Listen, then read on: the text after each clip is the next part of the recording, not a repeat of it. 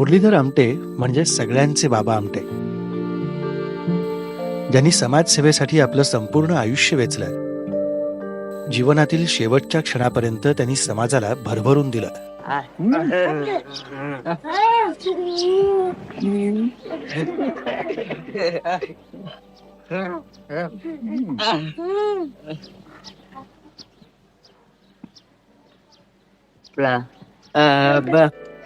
चंद्रपूर जिल्ह्याच्या वरोरा गावात बाबांनी आनंदवन उभारलं.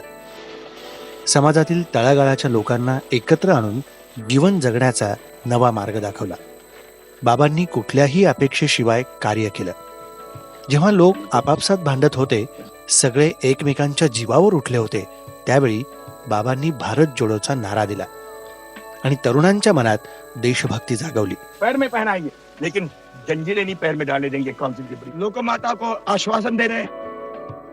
म्हणूनच बाबांनी हाती घेतलेल्या प्रत्येक कामात युवकांची त्यांना खूप साथ लाभली. मेरे महावचन लिखा हुआ है, I sought my soul I could not see, and I sought my God eluded me. त्यांच्या आभाळा एवढ्या कार्यामुळं त्यांना रॅमन मॅग्सेसे अवॉर्ड पुरस्कारानं सन्मानित करण्यात आलं. तसंच त्यांना आंतरराष्ट्रीय गांधी शांती पुरस्कारही देण्यात आला. इस देश में जो जवान पैर पकड़ते वही पैर खींचते अपने नेताओं के, इसलिए नमस्कार कीजिए. पण त्यांनी कुठल्याही पुरस्काराचा विचार न करता त्यांचं कार्य सुरू ठेवलं. बाबा गेले तो दिवस होता 9 फेब्रुवारी 2008.